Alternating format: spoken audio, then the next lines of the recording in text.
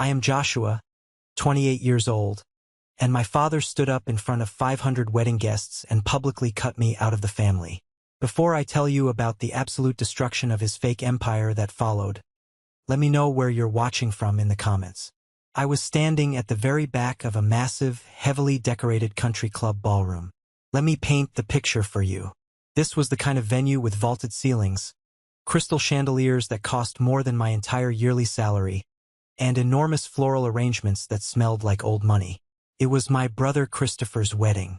He was 32, a top-tier cancer doctor, the golden child of the family, and the undeniable man of the hour. Everyone in that room was dressed to the nines. The champagne was flowing like water.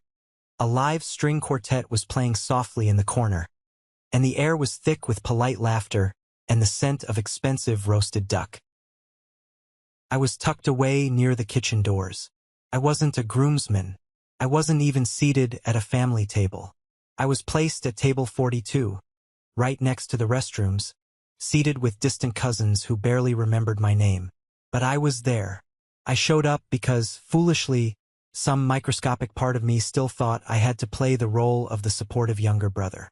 Then, my father, Matthew, tapped his silver fork against his crystal champagne flute. The gentle clinking sound cut through the low hum of conversation. The entire room went dead silent. He stood up, smoothing his tailored tuxedo jacket. He smiled warmly at Christopher and his new bride, Sarah.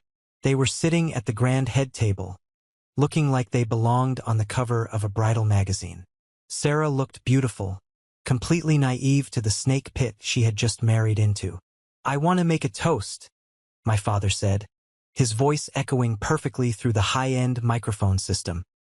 He looked at Christopher with a deep, shining pride that I had never, not once in my entire 28 years of life, seen directed at me. "I only have one son, our groom today, an elite doctor, a wonderful man, and the bright future of our legacy." I felt a cold drop of sweat slide down the center of my back, but I didn't move a muscle. I knew a jab was coming. I just didn't realize he was bringing a butcher knife to a wedding. My father's eyes scanned the massive room. He looked past the hundreds of wealthy friends, hospital board members, and business partners, until his gaze locked directly onto me, standing near the exit doors. His warm, fatherly smile dropped instantly. His face turned to stone. He lifted his glass and pointed it right at me. "That thing back there?" he said, his voice dripping with pure, unadulterated disgust. "Just a mistake. A disgrace to this family." A collective, audible gasp swept through the ballroom. People shifted violently in their seats. Some turned completely around in their chairs to stare at me, their eyes wide with shock. Others stared intensely at their expensive plates, too uncomfortable to look. My brother Christopher didn't look shocked at all. He just sat there, swirling his champagne, a tiny, satisfied smirk playing on the corner of his lips. He loved this. He fed on it. Then my mother, Eleanor, leaned over into the microphone. She was wearing a silver silk dress that shimmered under the stage lights. Without missing a single beat, she let out a dry, venomous laugh that sent chills down my arms. "We should have put him up for adoption when we had the chance." The whispers started immediately. They buzzed through the room like a swarm of angry bees. People were judging, analyzing, tearing me apart with their eyes. For 28 years, I had been the family punching bag behind closed doors. Now they had brought the execution out into the public square. I didn't cry. My jaw tightened, my teeth grinding together, but I didn't let my face crack. I knew if I showed a single ounce of pain, if a single tear fell, they would win. Instead, I looked straight into my father's eyes across that massive room. I smiled, a cold, empty, terrifying smile. Then I turned around, pushed the heavy oak doors open, and walked out into the night. The freezing night air hit me like a physical punch to the chest. I walked across the massive, brightly lit asphalt parking lot, my cheap dress shoes echoing in the quiet night. The faint, muffled sound of a jazz band starting up inside the ballroom drifted out through the walls, mocking me. The party was continuing. They had excised the tumor, and now they were dancing. I reached my beat-up 10-year-old sedan. It looked like a joke parked next to the rows of Porsches, Ferraris, and heavy luxury SUVs. I unlocked it, slid into the cold driver's seat, and slammed the door shut. I gripped the steering wheel so hard my knuckles turned completely white. My chest was heaving up and down. I sat there in the dark for a long time, just listening to the sound of my own ragged breathing. I didn't put the key in the ignition right away. I just let the absolute weight of the humiliation wash over me, feeling the burn of it pumping through my veins. They thought they had finally broken me. They thought walking out of that room meant I was running away to hide in shame for the rest of my life. They were so incredibly wrong. I reached over to the passenger seat, popped open the small, squeaky compartment in my dashboard, and reached far into the back. My fingers brushed against a small, black USB drive. I pulled it out.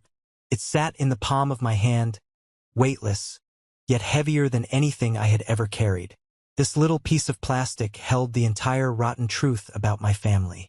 I had spent years quietly digging, observing, transferring files, and collecting receipts. I had been waiting for the right moment. I just didn't realize my father was going to build the stage, hand me the microphone, and point the spotlight directly at himself. This wasn't the end of my story. It was the starting gun. I put the keys in the ignition, the old engine sputtering to life, and drove away from the country club, leaving the noise, the fake smiles, and the flashing lights in my rearview mirror.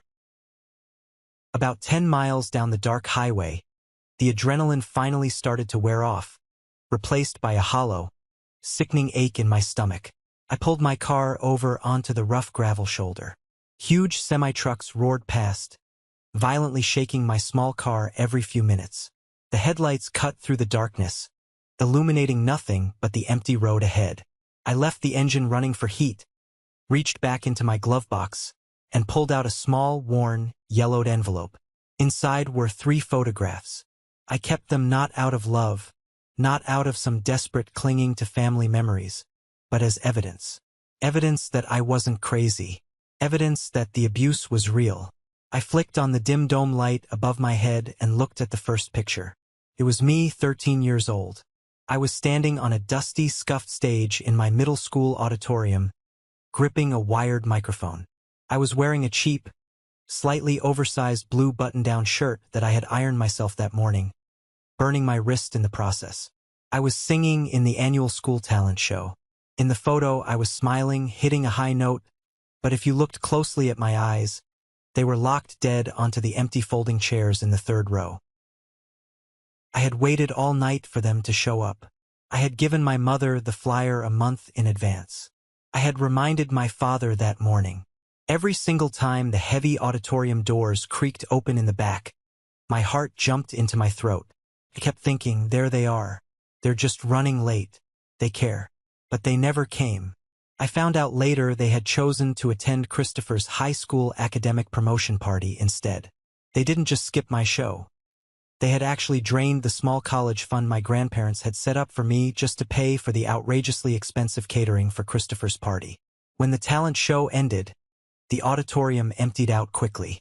Kids ran up the aisles, hugging their parents, holding cheap plastic participation trophies, taking flashing photos. I stood alone behind the heavy velvet curtain for 45 minutes. Finally, the school janitor, an older guy named Earl with a kind face, walked up holding a push broom. He looked at me, looked at the empty seats, and asked softly if I needed him to call someone for a ride. I lied. I told him my dad was waiting out front. I walked 3 miles home in the freezing dark that night. When I finally dragged myself up the driveway, the house was completely dark. They were still out at a fancy restaurant, celebrating Christopher's genius. I walked inside, went straight into the downstairs bathroom, locked the door, sat on the freezing cold tile floor, and cried so hard I threw up in the toilet. I remember standing up, gripping the edges of the sink, looking in the mirror at my red, swollen, pathetic face and telling myself, if I were just a little smarter, a little better, if I didn't cause so much trouble, they would have come. It took me 15 years of therapy and agonizing self-reflection to realize that you can never be good enough for people who are fundamentally determined to see you as a burden. I slid the first photo to the back of the stack and stared at the second one. It was a Polaroid picture of me and my grandpa Samuel. He was my father's dad, but they couldn't have been more different. Samuel was a tough, gritty, blue-collar mechanic who built his entire life with his own two calloused hands. In the picture, we were sitting on his wooden back porch, drinking lemonade. My small, pale hand was completely lost inside his big, grease-stained one. Grandpa Samuel was the only person in that entire bloodline who ever looked at me and actually saw a human being. He saw right through my father's tailored Armani suits and my mother's fake, rehearsed country club smile. He knew the massive suburban house I was living in wasn't a home. It was a pressure cooker of emotional abuse and neglect. He died of lung cancer when I was 19. I still vividly remember the smell of the damp earth and the rain at his funeral. My parents barely shed a single tear. They stood by the casket, shaking hands, handing out business cards, treating his funeral like a corporate networking event. Christopher spent the entire service texting a girl he was trying to sleep with. But a week before he passed, Grandpa Samuel called me alone into his sterile, beeping hospital room. His breathing was terribly shallow, his skin pale and thin like paper, but his eyes were sharp and entirely focused. "Joshua," he told me, gripping my wrist with a surprising amount of strength for a dying man. He pulled me close so I could hear his raspy voice. "Do not beg for love from empty people. Do you hear me? Your father is a hollow suit. Your mother is a ghost wearing jewelry. They will bleed you dry to feed that brother of yours. You are stronger than all of them combined. Don't let them break your spine." He didn't just leave me with words. He knew exactly what my parents were capable of. Without telling my father, my mother, or his own lawyer, he left a small, secret bank account strictly in my name, set up through a friend of his at a local credit union. It wasn't a massive fortune, but it was exactly enough to get me out of that toxic house, rent a terrible studio apartment, and put me through community college to learn software engineering. If my father had known about that money, he would have dragged me to court, fought for custody of the funds, and found a legal loophole to steal every single cent to buy Christopher a new car. Grandpa Samuel saved my life from the grave. Looking at his weathered face in the photo, I touched the glossy paper and whispered a quiet thank you into the empty car. The third and final photo was of my Aunt Mary, my mother's younger sister. For years, I honestly thought she was my only ally left on this earth. When my mother would scream at me for breathing too loudly, Mary would slip me $20 bills when no one was looking. She would send me late-night text messages saying, "Hold on, Joshua. You're doing great. I love you." Right on cue, as if the universe was playing a sick joke on me, my phone buzzed violently in my pocket. The bright screen lit up the dark interior of the car. It was a text from Aunt Mary. "Joshua, sweetie, I am so sorry about what your father said tonight at the wedding. It was completely unacceptable. Are you okay? Where are you going? Please tell me where you are." I stared at the glowing screen, my blood running absolutely cold. A year ago, I would have desperately typed out a reply. I would have pulled over, called her, and poured my broken heart out to her, crying about how much it hurt. But I knew the actual truth now. 10 months ago, I was fixing my mother's MacBook. She had complained it was running slow and demanded I fix it for free. She had left her iMessage app open on the desktop. I wasn't trying to snoop, but my name caught my eye. I scrolled up. I saw an entire years-long thread between her and Aunt Mary. Every single time I confided in Mary, every time I told her my struggles, my depression, my plans to move, or how much money I was making at my new job, Mary screenshotted it and sent it straight to my mother. In exchange, I found bank transfer receipts. My mother was paying Mary a monthly salary, essentially a bribe, to keep her quiet about some shady family financial business, and Mary was throwing me under the bus to keep the cash flowing. Mary was literally trading my psychological pain to pay off her credit card bills. I didn't type a reply. I didn't curse her out. I didn't even read the rest of the message. I simply tapped her name, scrolled down, and hit block caller. I tossed the 3 photos back into the glove box and slammed it shut with a loud crack. I was entirely, completely alone.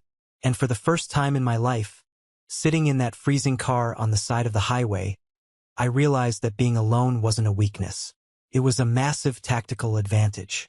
Nobody could betray me if I trusted absolutely no one. I put the car in drive, the tires crunching against the gravel, and headed home. I had a war to start. My apartment was dark, quiet, and peaceful when I walked in. I didn't bother turning on the overhead lights. I walked straight over to my desk, sat down in my office chair, and plugged the black USB drive into my laptop. The screen glowed, illuminating the dark room and casting sharp shadows against the wall. I clicked on a heavily encrypted folder labeled Taxes_2022. It was a decoy name. Inside were dozens of meticulously organized audio files, scanned bank statements, and intercepted emails. I put on my noise-canceling headphones, took a deep breath, and clicked the first audio file. The sound of clinking martini glasses and a smooth jazz band played in the background. An expensive steakhouse downtown. Then my father's voice cut through the noise. Low, smooth, and sickeningly intimate. "Eleanor only knows the man I pretend to be," my father said. "She's obsessed with the country club, the image. It's exhausting. But you're the real thing. I can't wait to finally leave her. Just give me a little more time to move the assets." He was talking to his mistress. I had planted a micro-recording device under the passenger seat of his Mercedes months ago, when he forced me to detail the interior for him because he didn't want to pay a professional. Listening to the man who constantly lectured me on morality, family values, and religious duty speak to another woman like a love-struck teenager made my stomach physically turn. I closed that file and opened another folder. This one contained the absolute, unvarnished truth about my mother. Eleanor played the role of a wealthy, graceful philanthropist. She organized charity galas and judged other women's outfits. The reality? She was drowning in illegal, suffocating debt. She had a severe gambling addiction that she masked to my father as high-yield angel investments. I had found the paper trail when she asked me to organize her home office for a tax audit. She had taken out massive, predatory loans from shadow lenders, dangerous people who don't care about your country club status. To secure the loans, she had forged my father's signature on dozens of documents. Then I played the most recent audio file. It was my father and my brother, Christopher, talking in my father's private study last Christmas. "Joshua is a literal tumor on this family," my father said, the sound of ice clinking in a Scotch glass following his words. "He's awkward, he's a software nerd, he has no ambition. We just have to tolerate him at the holidays until he finally gives up and moves across the country." Christopher laughed. A dry, cruel, elitist sound. "Don't worry, Dad. He's too pathetic to ever make a real move. He'll always be begging for scraps at the table. Just ignore him." I took the headphones off and laid them on the desk. My hands weren't shaking anymore. My heart wasn't racing. I felt entirely cold. Clinical. Precise.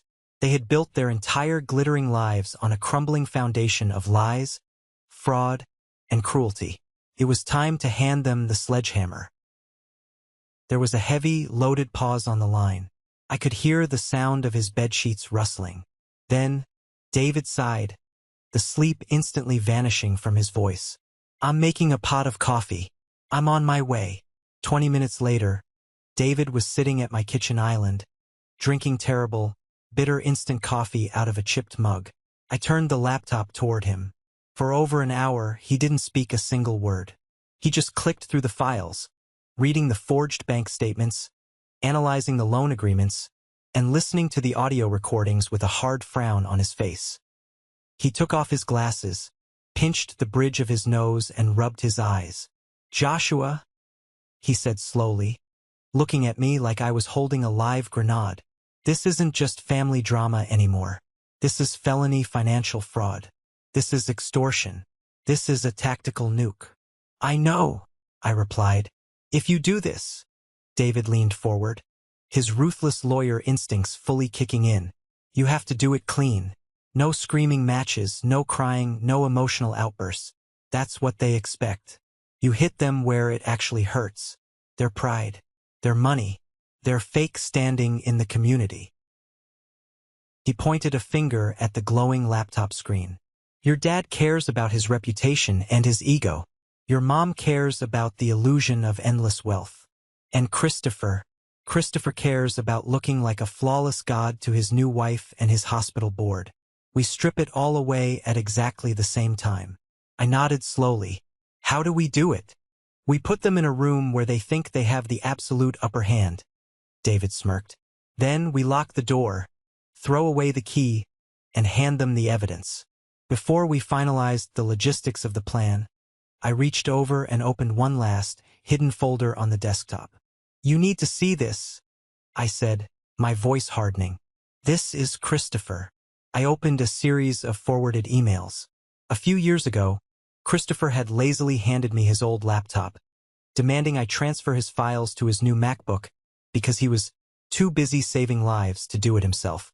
He was so incredibly arrogant that he just assumed I was too stupid or too intimidated to look at his personal files. Christopher had known about our father's affair for 3 solid years. He even had private investigator photos of Matthew and his mistress walking into a hotel. But he didn't tell our mother. He didn't defend the sanctity of the family he preached so much about. Instead, he used the incredibly damaging information to systematically blackmail our father. I showed David the emails from Christopher's private, encrypted account sent directly to our father. Christopher subtly, but clearly, threatened to expose the affair to my mother and the country club board unless Matthew transferred a massive chunk of his commercial real estate holdings, millions of dollars worth of property, into Christopher's name as an early inheritance. David let out a low whistle under his breath, reading the text. Extortion. From the Golden Boy Doctor. He literally shook down his own father.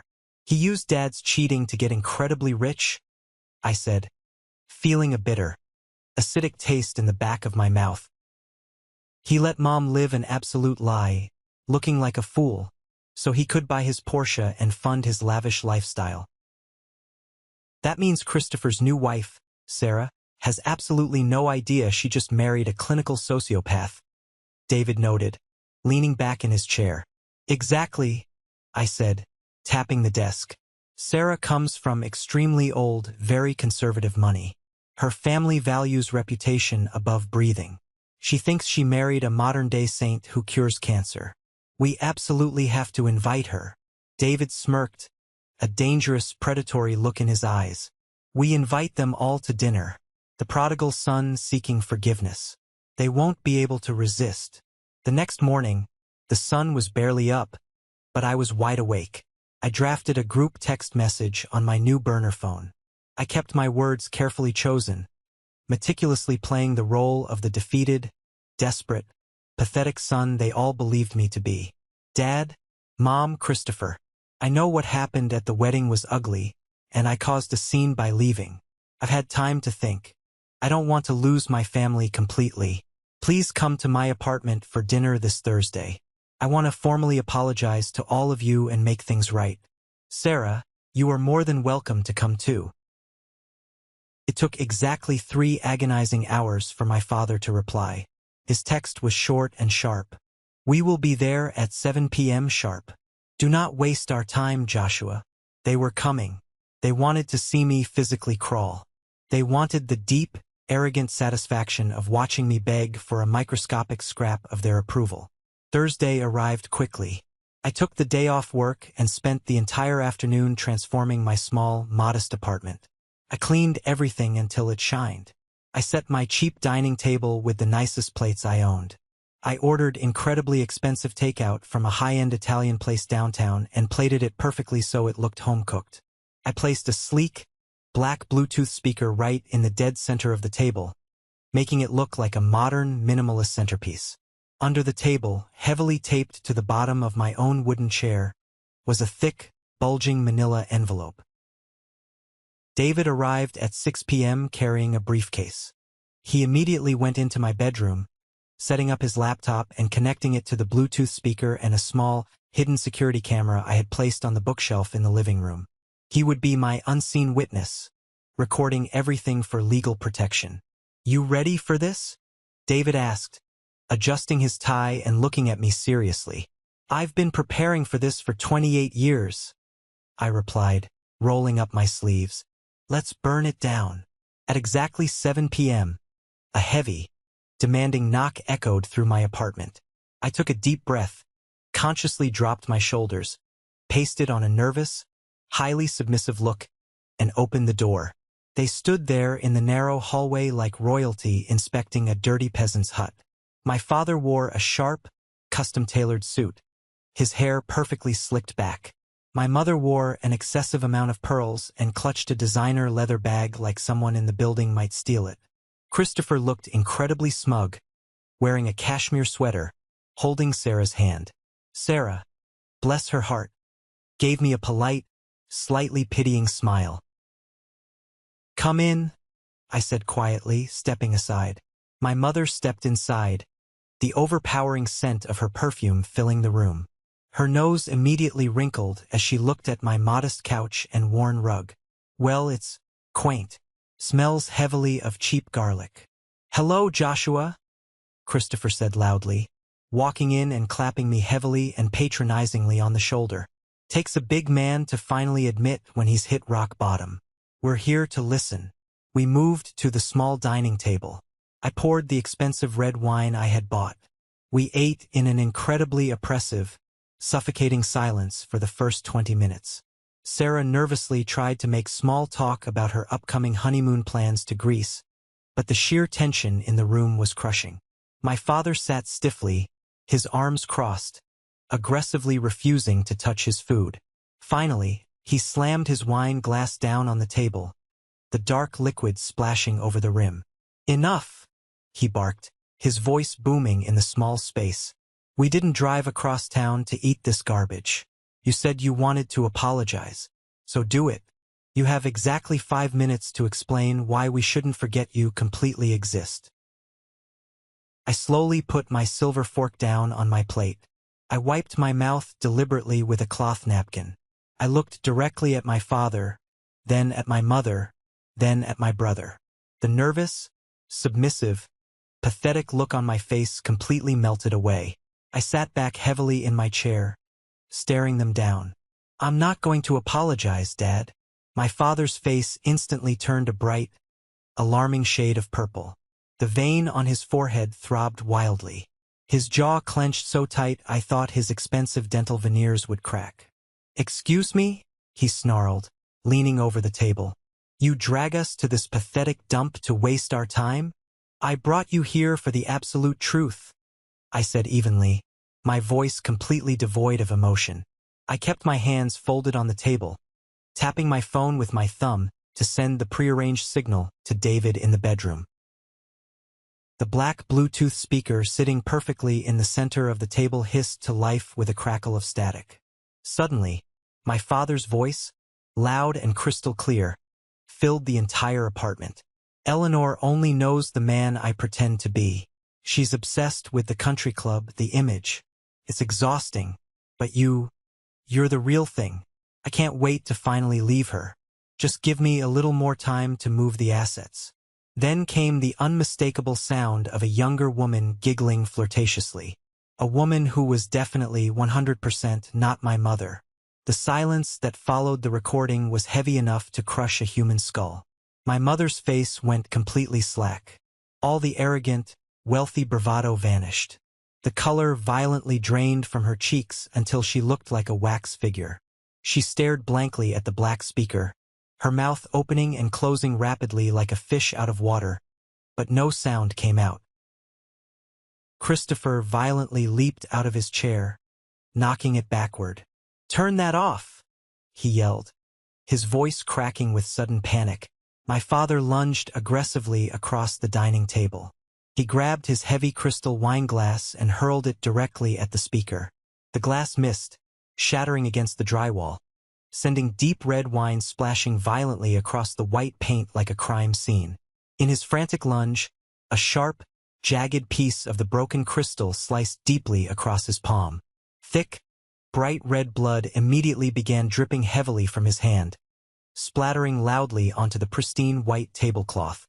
"You vindictive little rat!" my father hissed, gripping his bleeding hand to his chest, his eyes wild with rage. "You illegally recorded me? You think you can use some fake, edited audio to ruin my life?" "It's not fake, Matthew," I said, refusing to call him Dad. I didn't flinch, didn't blink. And trust me, that's not even the best part. This is a moment that changed everything, when I finally regained control of my life. Thank you for your patience in getting this far. You are amazing. Please help me like the video and leave a comment with the number 1 below so I know you've been with me this far. This will not only help more people find this story, but also let me know that my experiences are meaningful to someone. Your support is the biggest motivation for me to continue sharing the rest of this journey. I reached under my chair, violently ripped the thick manila envelope free from the duct tape, and threw it hard onto the center of the table, right next to the pool of my father's blood. Glossy photos, heavily highlighted bank statements, and printed emails scattered everywhere across the wood. "Look at the photos, Mom," I commanded, my voice echoing off the walls. Eleanor, trembling so violently her pearl necklace rattled, reached out and picked up a glossy 8x10 photograph. It was my father, walking out of an upscale downtown hotel room, intimately holding hands with a tall, blonde woman. Sarah, Christopher's sweet, incredibly naive new wife, leaned over the table to look at the photo in my mother's shaking hands. She gasped incredibly loudly, her hand flying to cover her mouth in pure shock. "Oh my God," she whispered, her eyes wide with horror. That's Mrs. Henderson." I smiled.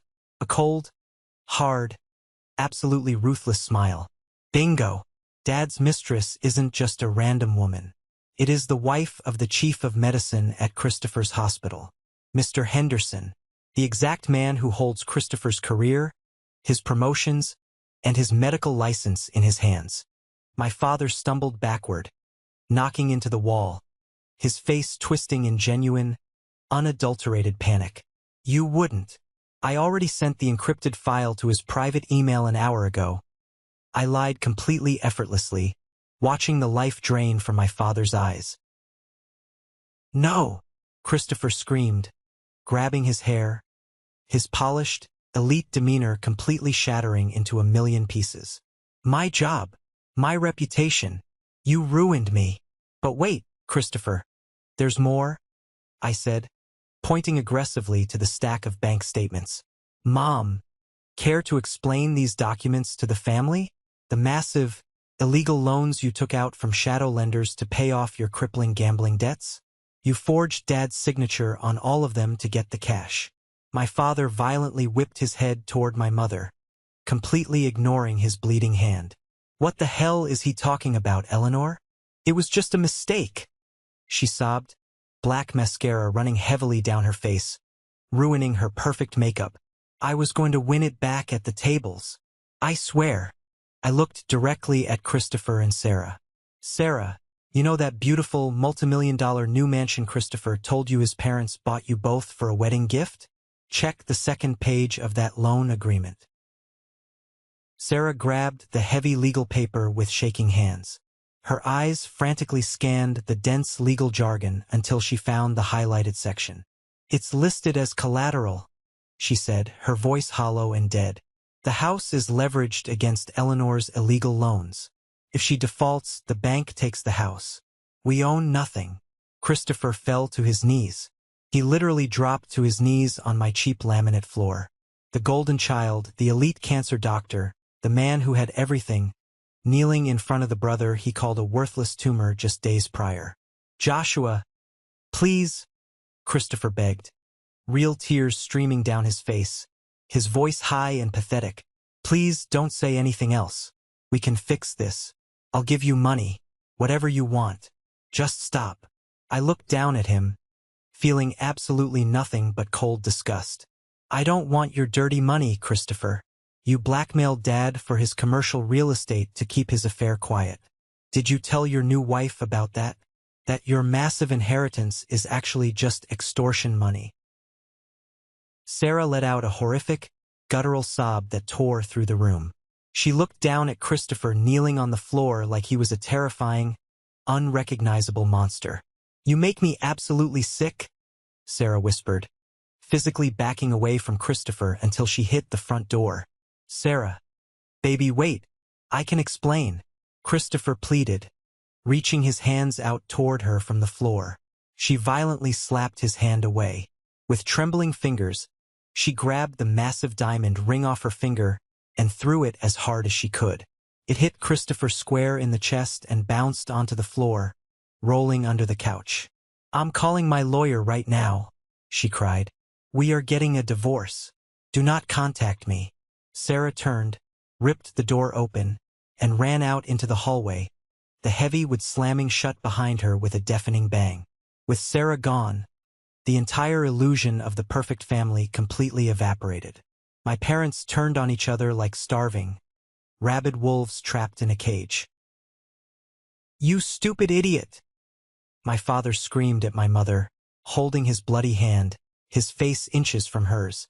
"You bankrupt us for blackjack? You forged my name? You're going to prison. You slept with Henderson's wife!" My mother shrieked back, grabbing a salad plate and throwing it directly at his head. It missed, shattering against the kitchen counter. "You ruined our status. You lost us everything. Get out," I said. My voice wasn't loud. It wasn't a scream, but it was firm enough to cut right through their chaotic screaming match.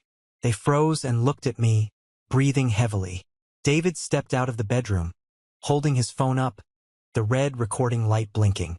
"You heard him. Trespassing is a crime. And since I am his acting attorney, I highly advise you leave this premises immediately before I call the police for property damage and assault." My father glared at me. It was pure, unfiltered hatred in his eyes.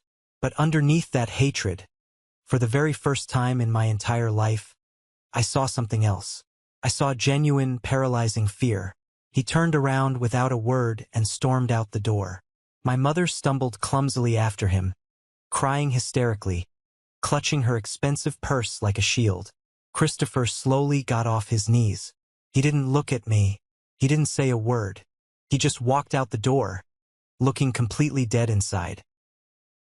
The apartment was an absolute disaster zone. There was broken glass everywhere, dark red wine spilled across the walls, and drops of my father's blood drying on the white tablecloth. But the silence that finally settled over the room was the single most beautiful, comforting sound I had ever heard in my entire life. David walked over to the kitchen, grabbed 2 cold beers from the fridge, popped the caps and handed me one. "Well," he said, clinking his brown bottle against mine. That was downright biblical. I took a long, deep drink of the cold beer. Tasted like absolute victory. Right on cue, my new burner phone started buzzing aggressively on the counter. It was my father calling. Then, a text from Christopher. Then, a voicemail from Aunt Mary. I picked up the phone, calmly went into the settings menu, and deactivated the number entirely. I had bought a new phone and a brand new SIM card earlier that morning. They would never be able to reach me again. I walked over and opened the sliding glass door to my small balcony. The cool, crisp night air hit my face. I looked out over the railing at the glowing city lights stretching out into the distance. For 28 long years, I had carried a massive, suffocating boulder on my chest. I had let their cruel words define my existence. I had let their constant emotional abuse convince me that I was fundamentally worthless and unlovable. But standing there on that balcony, listening to the distant hum of traffic, I realized the boulder was completely gone. My lungs expanded fully for the first time I could ever remember. I didn't feel angry anymore. I didn't feel sad, or vengeful, or broken. I just felt clean. "You okay out there, man?" David called out from the kitchen, using a broom to sweep up the shattered wine glass. "Yeah," I said, leaning against the railing and smiling a real, genuine smile into the night sky. "I'm finally okay. For the first time, I am perfectly okay." The morning after that explosive dinner, The sun came up just like it always does, but the world had completely fundamentally shifted. I woke up in my quiet apartment, made a pot of coffee, and sat on my couch. I didn't feel the urge to check my phone. I didn't feel the gnawing anxiety in my stomach that usually accompanied thoughts of my family. I just felt a profound, incredible stillness. But while my world was finally peaceful, Christopher's world was actively burning to the ground. You see, Sarah didn't just leave my apartment and go cry in a hotel room. Sarah came from old money, and people with old money do not mess around when they feel they have been made a fool of. She drove straight to her parents' massive estate, woke her father up at 2 in the morning, and told him everything. By 8 a.m. the next day, her father had hired the most ruthless, expensive divorce lawyer in the state. Christopher actually went to work that morning at the hospital, completely delusional, thinking he could somehow charm his way out of the disaster. He thought his status as an elite cancer doctor would protect him. He thought he was untouchable. David, my lawyer and best friend, had a buddy who worked in the hospital's legal department. He gave us the play-by-play of exactly how Christopher's golden tower collapsed. Christopher walked into the oncology wing expecting his usual VIP treatment. But the nurses wouldn't look him in the eye. The other doctors turned their backs when he walked past the break room. The whispers were already spreading like wildfire. By 9:30 a.m., Christopher was paged to the chief of medicine's office, Mr. Henderson. When Christopher walked in, he wasn't alone. The hospital's head of human resources was there, along with 2 security guards. But the real shock was sitting in the corner chair. It was Sarah's lawyer. Sarah hadn't just filed for divorce. She had completely scorched the earth. She had taken the copies of the blackmail emails I gave her, the ones proving Christopher had extorted our father's commercial real estate to keep the affair quiet, and handed them directly to the hospital board to prove his lack of moral character during the divorce proceedings. But it gets worse for him. You remember the bluff I made at the dinner table? When I told my father I had already sent the evidence of his affair to Mr. Henderson. I didn't actually send it. I didn't have to, because when Sarah's lawyer contacted Mr. Henderson that morning to subpoena financial records regarding Christopher's assets, the lawyer casually dropped the bomb about why the family was imploding. The lawyer told Henderson exactly who my father was sleeping with. Henderson looked at Christopher from across his massive mahogany desk. Christopher was sweating through his expensive tailored scrubs. "Dr. Evans," Henderson said, his voice completely devoid of emotion. "We have built this hospital on a foundation of absolute trust and ethical integrity. I have just been informed that you have been actively blackmailing your own father for a multi-million-dollar inheritance, using his affair with my wife as leverage." Christopher tried to deny it. He stuttered, he panicked. He threw his hands up and blamed me. He told them his brother was a mentally unstable liar who doctored the emails. But Sarah's lawyer calmly slid a thick folder across the desk. It contained the verified digital footprint of the emails. It was undeniable proof. "Your upcoming promotion to head of oncology is permanently revoked," Henderson told him coldly. "Furthermore, your medical license is being flagged for an immediate ethical review by the state medical board pending a full investigation into your financial extortion. Clean out your locker. Security will escort you off the premises." Just like that, the golden child was thrown out into the street.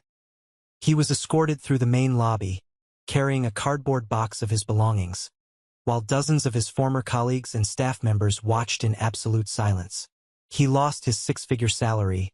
He lost his prestigious reputation, and he lost the one thing he valued more than oxygen: the unearned admiration of everyone around him.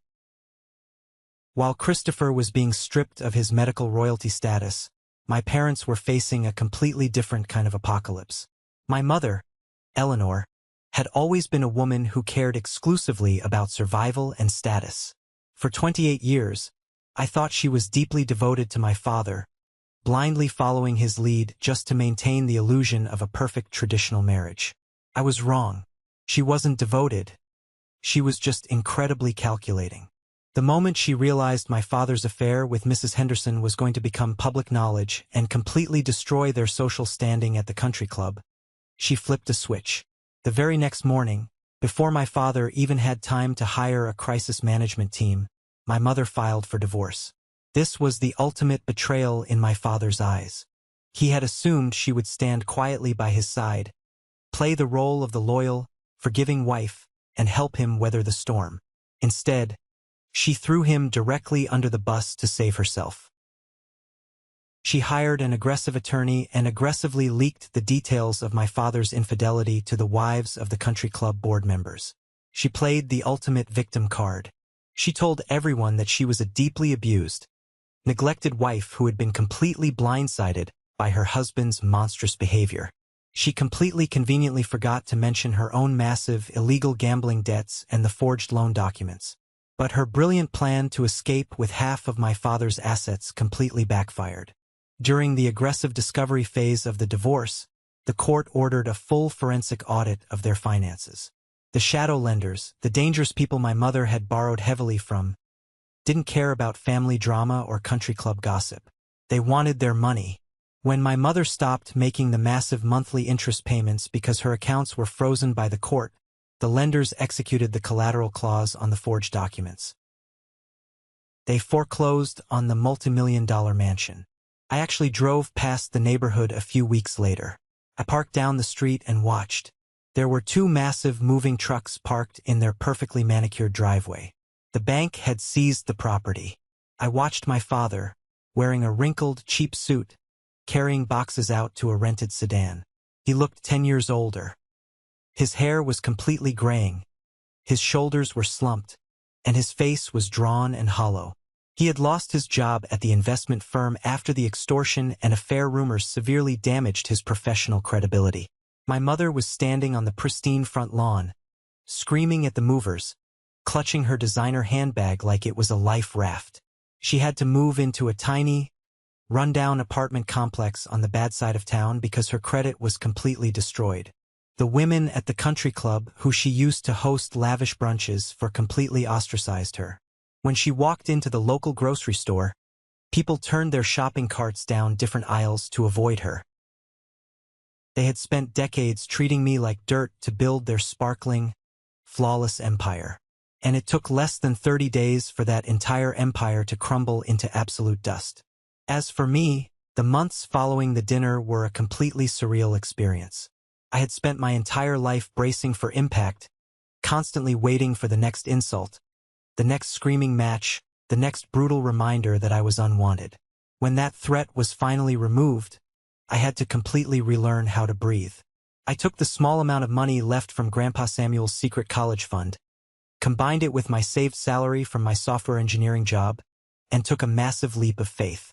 I quit my corporate job and started my own independent software consulting firm. Without the massive, suffocating weight of my family's constant emotional abuse dragging me down, my mind was finally clear. I poured all my energy, all my focus, and all my newfound freedom into my work. I started pitching contracts to medium-sized tech companies, offering specialized cybersecurity solutions. Because I wasn't constantly exhausted from navigating my parents' toxic minefield, I was sharp. I was hungry. I was effective. Within 6 months, I landed my first massive corporate contract.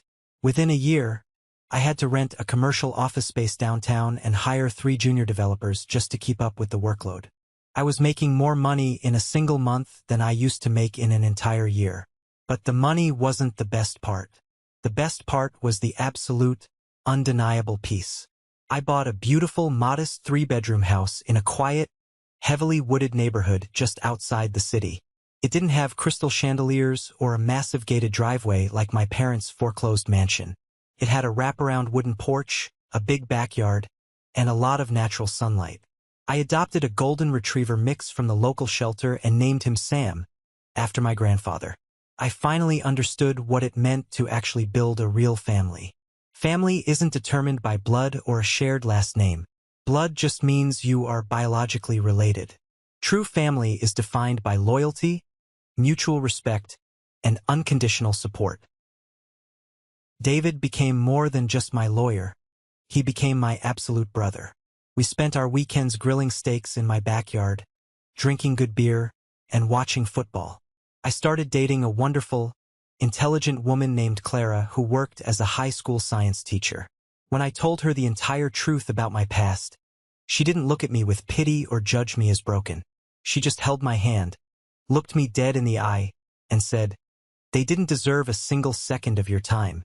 I didn't think about Matthew, Eleanor, or Christopher very often.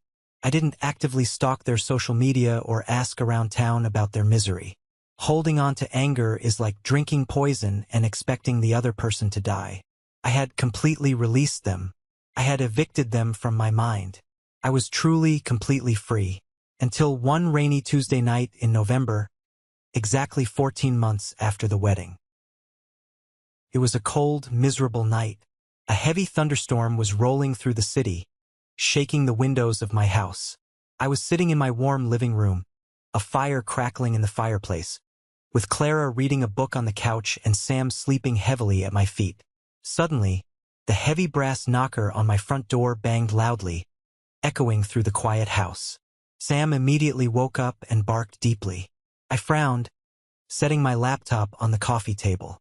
I wasn't expecting any packages, and David always texted before he came over.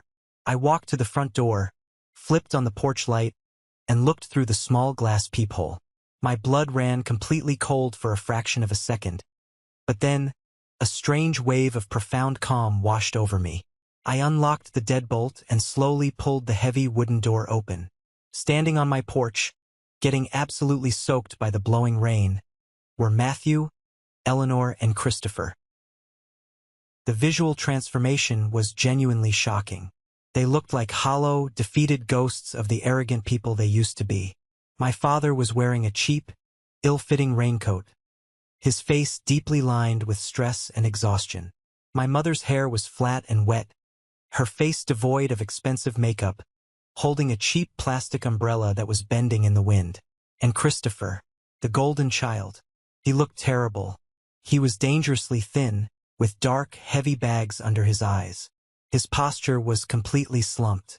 After losing his medical license and going through a brutal, highly publicized divorce where Sarah completely cleaned him out, he had been forced to take a minimum-wage data entry job just to pay his rent. They stood there shivering, staring at me. I stood in the warm doorway, wearing comfortable sweatpants and a premium cotton t-shirt, looking completely healthy, successful, and at peace. "Joshua," my father said, his voice cracking violently over the sound of the pouring rain. He didn't sound demanding or arrogant anymore.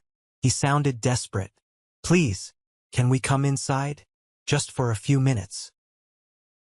I didn't move an inch. I kept my hand firmly on the doorframe, physically blocking the entrance. "No," I said, my voice completely flat and calm.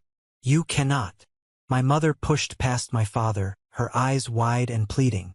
"Joshua, please, we have absolutely nothing left. The lawyers took everything. Your father is working retail. Christopher is drowning in legal debt from the custody battle over his assets. We are being evicted from our apartment next week. We know you own a successful company now. We know you have money. You have to help us. We are your family." I stared at her. I looked at the woman who had publicly laughed into a microphone at a wedding and told 500 people she wished she had given me away. "You aren't my family," I said quietly. "You are just people I used to know." Christopher stepped forward. He actually looked like he was about to drop to his knees again right there on the wet wooden porch. "Josh, please," he begged, his voice trembling pitifully. "I'm sorry. I'm so incredibly sorry for everything I said, for everything I did. Just give us a loan. We'll pay you back. I swear to God." I looked at my brother. I looked at the man who had gleefully watched our parents emotionally torture me for nearly 3 decades just so he could maintain his superiority. "You aren't here because you are finally sorry for my pain, Christopher," I said, my voice cutting through the sound of the thunderstorm like a razor blade. "You are here because losing me never actually hurt you. Losing yourselves did. You only care now because you hit rock bottom and you see me standing at the top." My father reached a shaking hand out toward the door. "Joshua, you are my son. You can't just turn your back on us. It's cruel." I let out a short, completely humorless laugh. I looked at all three of them, standing in the cold rain, completely broken by their own horrific choices. Cruel, I asked softly. You called me a mistake in front of 500 people. You treated my entire existence like a burden you were forced to carry. I am not turning my back on you, Matthew. I am simply giving you exactly what you asked for. I am removing the mistake from your lives. None of them could answer. They just stood there, their mouths slightly open, shivering in the cold. I was never the mistake, I said, looking them dead in the eyes one last time. I was the consequence. I stepped back, grabbed the heavy brass handle, and slammed the door completely shut. I turned the deadbolt until it clicked loudly. I didn't look back through the peephole. I didn't stand by the door listening to them cry. I simply walked back into my warm living room, sat down next to Clara, pet my dog, and opened my laptop to get back to work. I never saw or spoke to any of them ever again. That was 3 years ago. Today, my company is thriving, Clara and I are engaged to be married, and my life is filled with a kind of joy I never thought was scientifically possible when I was crying on that bathroom floor at 13 years old. If there is one massive, undeniable truth I want you to take away from my story, it is this. You do not owe your life, your sanity, or your success to toxic people just because you happen to share the same bloodline. For years, I allowed society's ridiculous expectation of family loyalty to keep me chained to people who were actively destroying my mental health. I thought that if I just tried harder, if I was just a little more successful, a little more agreeable, they would magically wake up one day and love me. But abusers do not change just because you love them harder. They only stop when the cost of their cruelty becomes entirely unbearable to them. The greatest revenge you can ever achieve isn't destroying your enemies. It's healing so completely that their toxic behavior no longer has any power over your emotions. It's building a life so incredibly beautiful, successful, and peaceful that their darkness cannot survive in your sunlight. You have the absolute right to set unbreakable boundaries. You have the right to walk away. You have the right to choose your own family. Your value is not determined by the broken people who failed to appreciate you. You are not a mistake. You are the architect of your own incredible future. Thank you so much for listening to my story and walking through this journey with me. Before you go, I want to hear from you. What was your favorite lesson from this story? Have you ever had to walk away from a toxic situation to protect your own peace? Share your thoughts in the comments below, or simply drop the word good, so I know you made it to the very end and that this story resonated with you. Don't forget to like this video and subscribe if you want to hear more stories about taking back control of your life. Stay strong, protect your peace, and I'll see you in the next one.